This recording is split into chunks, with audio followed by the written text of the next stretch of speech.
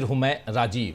दोस्तों, राहुल गांधी से बीजेपी को इतना ज्यादा डर लगने लगा है कि एक बार फिर राहुल गांधी को न केवल संसद से बाहर निकालने की कोशिश हो रही है, बल्कि आजीवन चुनाव लड़ने से रोकने की कोशिश में बीजेपी लग गई है। दरअसल बीजेपी जानती है कि जब तक राहुल गांधी संसद में हैं और सियासत के मैदान में उनके सामने हैं, यानी बीजेपी के सामने हैं, उसके मंसूबे पूरे नहीं हो पाएंगे। चुनाव जीतकर और सत्ता में आकर भी मोदी राहुल के सामने लाचार दिख रहे हैं, क्योंकि राहुल गांधी बार बार बीजेपी का खेल उजागर कर रहे हैं। आज तो राहुल गांधी ने पत्रकारों को यहां साफ साफ कोड वर्ड का खेल बताकर उनकी क्लास ले ली। जरा इस वीडियो को देखिए। That's the code word for today. Is that the word that you people have been given for today? Let me go. Is that the code word? You should tell me the code word in advance.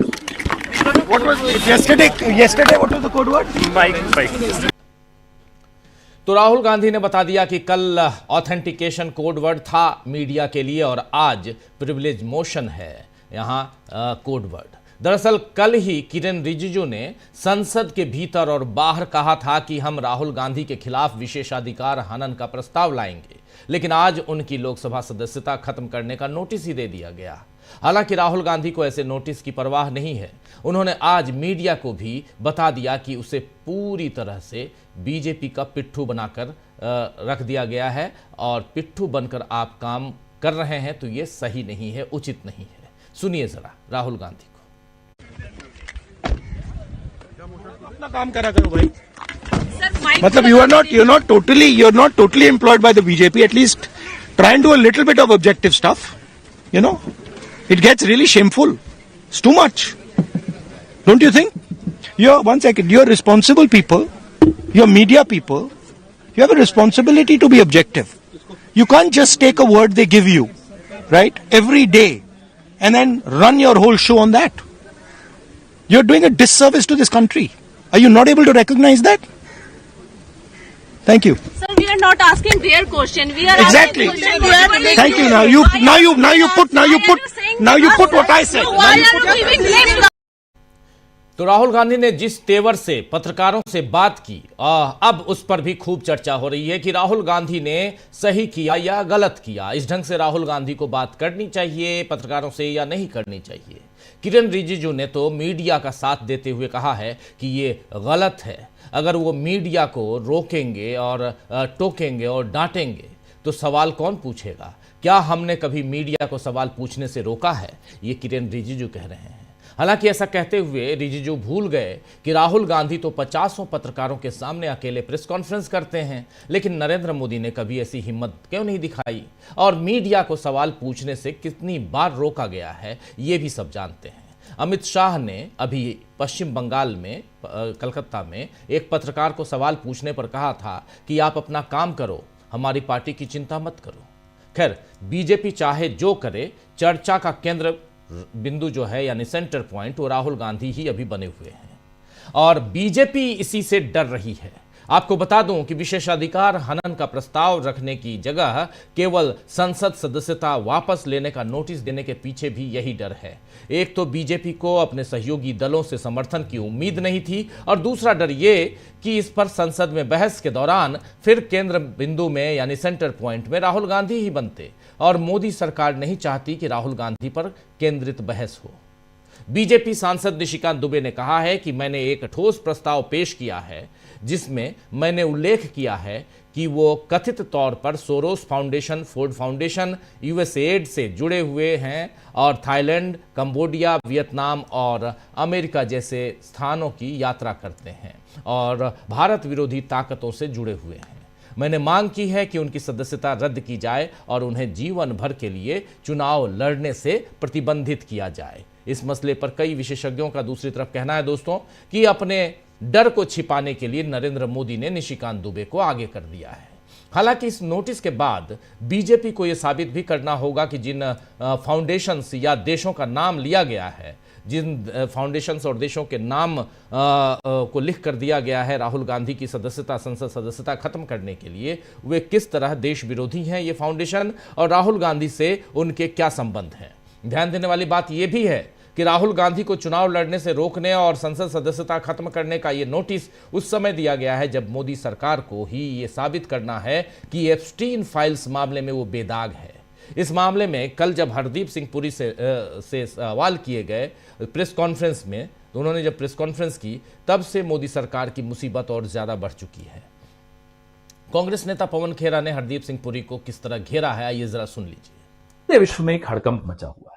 Epstein files की वजह से कई जगह इस्तीफे हो रहे हैं। भारत में जो नाम सामने आए हैं, मोदी जी का नाम एप्स्टीन फाइल्स में है, लेकिन जो मोदी जी के आसपास के लोग हैं उनका सैकड़ों बार है। अब हरदीप सिंह पुरी जो कैबिनेट के मिनिस्टर हैं, कल उन्होंने प्रेस वार्ता की, अनिल अंबानी का भी नाम है। हरदीप सिंह पुरी पर हम आज फोकस करते हैं। ये कहते हैं साहब प्रोफेशनल रिश्ते थे। साहब आप थे क्या 2014 में, जरा ये बता दीजिए कि आपके प्रोफेशनल रिश्ते थे एप्स्टीन से?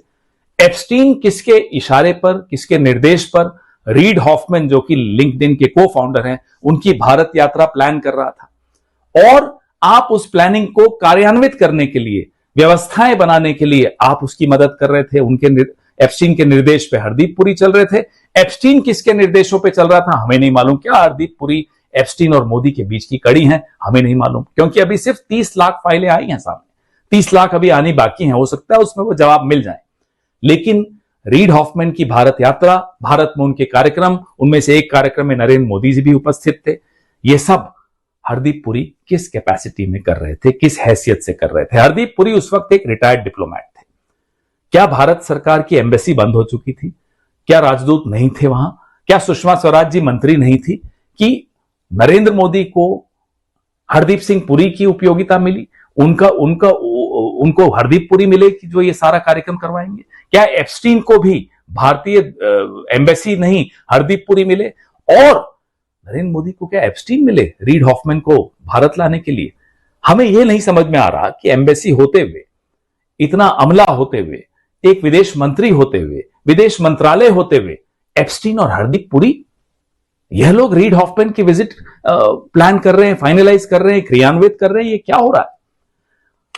हरदीप पुरी कहते हैं साहब प्रोफेशनल रिश्ते थे, कॉफी पीने जा रहे हैं, उनके अपार्टमेंट में जा रहे हैं, मेल्स में किताबें डिस्कस हो रही हैं, परिवार डिस्कस हो रहे हैं। ये क्या हो रहा है? शौक डिस्कस हो रहे हैं, क्या हो रहा है ये? Hardeep Puri ji, what happens in New York does not stay in New York, you will have to resign. आपको इस्तीफा देना पड़ेगा। आपका नाम उजागर हो चुका है और कल जो प्रेस कॉन्फ्रेंस आपने की उसमें आप बोलते हैं कि साहब तब तक मुझे नहीं मालूम था कि वो इतना बड़ा यौन अपराधी है। एक उसने अपराध स्वीकार कर लिया था, अंडर एज गर्ल्स को प्रोस्टिट्यूशन में उनका नाम आया और उसने स्वीकार किया। और हरदीप पुरी कहते हैं दैट्स इट, छोटी सी बात है। यह मानसिकता है नरेंद्र मोदी के एक मंत्री की कि अंडर एज गर्ल्स की प्रोस्टिट्यूशन उनको एक छोटी सी बात लगती है, फिर भी उस व्यक्ति से वो दोस्ती रखते हैं, फिर भी उस व्यक्ति से वो प्रोफेशनल रिश्ते भी रखते हैं, पर्सनल रिश्ते भी रखते हैं। और उस व्यक्ति को पूरा हमने एक जिम्मा दे रखा है कि वो तय करेंगे भारत में रीड हॉफमैन के क्या प्रोग्राम्स होंगे।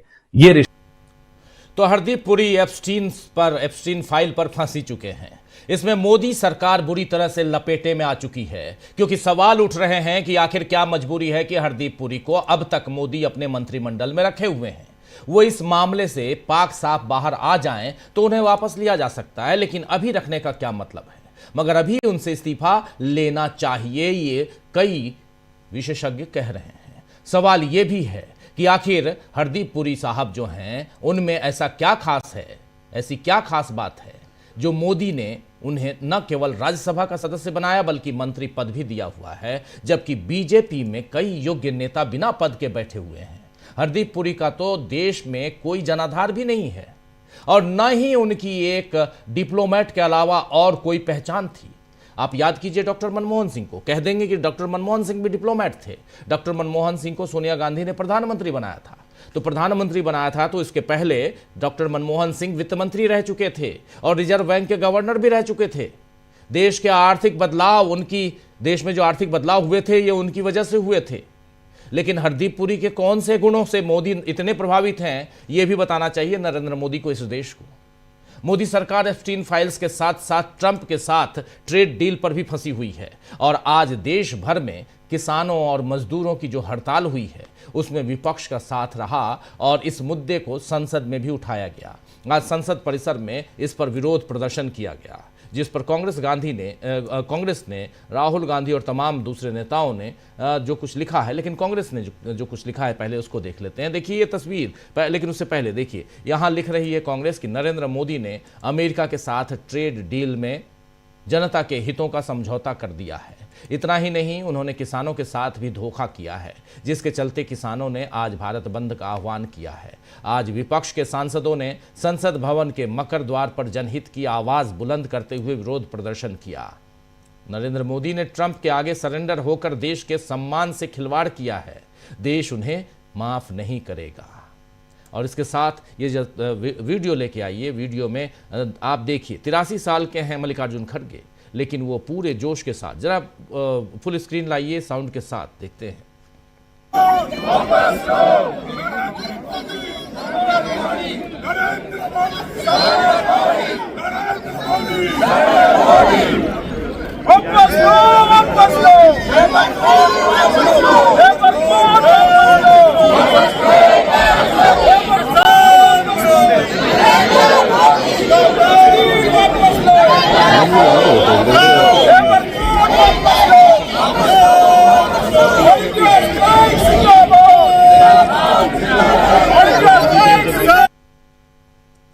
तो यहाँ वापस लो ट्रेड डील की बात हो रही है। तो आज बात करेंगे दोस्तों, चर्चा करेंगे न्यूज़ पॉइंट में कि देश को शर्मनाक स्थिति में पहुंचाने के लिए क्या नरेंद्र मोदी को जनता माफ करेगी।